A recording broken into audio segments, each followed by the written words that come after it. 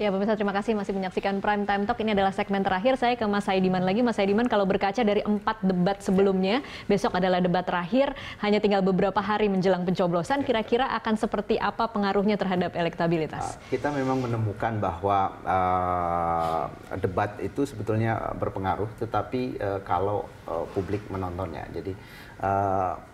Jadi kalau nonton hanya sepotong-sepotong tidak akan terlalu terpengaruh. Jadi kita temukan misalnya ya pada debat terakhir itu, pada debat yang keempat, ada 35% warga yang mengaku menonton acara debat itu, dan dari 35% itu 57% yang menyatakan Pak Jokowi menang di dalam debat, 36% menyatakan Pak Prabowo Subianto menang di dalam debat. Kalau kita bikin paralelitas dengan tingkat kedipilihan itu nampaknya ada begitu ya. Jadi semakin sama artinya dengan tingkat kedipilihan. Semakin tinggi persepsi publik terhadap satu calon bahwa dia yang memenangkan perdebatan, itu semakin tinggi pula kemungkinan ia dipilih. Oke, ini termasuk akan ada pengaruhnya dengan undecided voters dan swing voters tidak? Atau hanya akan berpengaruh pada yang loyal?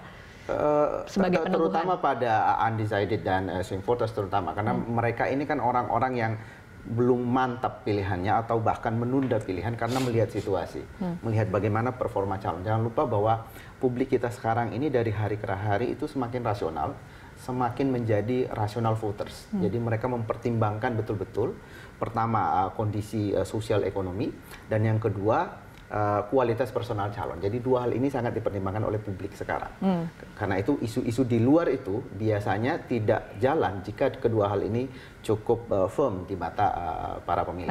Oke, baik. Mas Usman, kira-kira akan seperti apa nanti membentengi atau memperisai diri di debat ini ketika nanti akan ada serangan-serangan yang memang kita sudah saksikan selama ini adalah isu-isu yang mungkin jadi bahan serangan dari 02? Iya, kita tentu saja sudah mempersiapkan, dan di dalam 4 kali debat itu relatif kita bisa menghandle, bisa menghadapi, bisa mengatasi serangan-serangan seperti itu. Malah 02 yang kita lihat tidak ada beberapa kasus yang tidak bisa, misalnya soal unicorn, kemudian soal bagaimana mengurangi stunting yang metodenya itu salah, begitu salah persepsi, itu kita sudah siapkan karena memang kita itu menyiapkan materi itu dalam 3 kelompok. Nomor 1 kelompok yang kita sebut capaian, ya. Yang kedua adalah kelompok materi berisi visi misi. Yang kelompok ketiga itu mentabulasi atau mensimulasikan berbagai kemungkinan pertanyaan baik dari panelis maupun dari paslon lain. Itu sudah kita simulasikan. Kira-kira ini yang akan ditanya, kira-kira ini ditanya. Kalau ini ditanya jawabannya ini, kita sudah siapkan semua begitu. Jadi relatif mudah-mudahan ya orang mengatakan 4 kali debat kita unggul. Ini yang kelima kita juga akan mempertahankan. Akan ada kejutan tidak, Mas? Selalu ada kejutan. Sudah ada pertanyaan yang kira-kira akan bisa membuat pasangan. Saya nggak bisa menyampaikan, nanti nggak jadi kejutan, tapi kita akan setiap debat akan selalu ada kejutan. Ya, akan ada selalu akan ada kejutan. Ya, dari macam-macam, dari pertanyaan, dari istilah yang dipakai.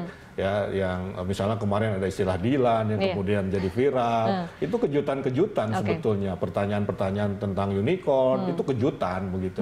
Meskipun ini tantangannya besok adalah berbarengan dengan kampanye, kira-kira siasat ininya menjaga strategi stamina-nya akan seperti apa? Iya, memang sebetulnya kita kan meminta kepada KPU untuk debat terakhir itu tanggal 10 agar kita juga bisa merayakan dalam tanda petik kampanye terakhir, ya, karena pemilu juga perayaan begitu. Itu lebih leluasa, ya, tanpa ada beban kemudian ada debat. Tapi kemudian KPU memutuskan tentu saja dengan kesepakatan kita itu tetap tanggal 13. Jadi kita ada kampanye akbar terakhir tanggal 13 di GPK dan kemudian langsung debat. Ini kita lihat peluangnya saja. Crowd-nya itu lagi rame itu di situ gitu kan. Jadi ini akan menyemangati Pak Jokowi dan Kiai Ma'ruf untuk tampil lebih baik di debat. Kenapa masanya itu ada di situ? Ada di depan situ. Oke, baik. Kita sama-sama saksikan, kita nantikan besok seperti apa. Terima kasih Mas Usman dan Mas Saidiman untuk bergabung bersama kami di Prime Time Talk. Pemirsa, demikianlah Prime Time Talk kali ini. Saksikan wawancara dengan rohaniawan Frans Magnis Suseno dalam program spesial interview Claudius Bukan dengan topik 17 April Jangan Golput pukul 20:05 waktu Indonesia Barat. Pemirsa, saya Tasya Lutmila mengucapkan terima kasih atas perhatian Anda. Sampai jumpa.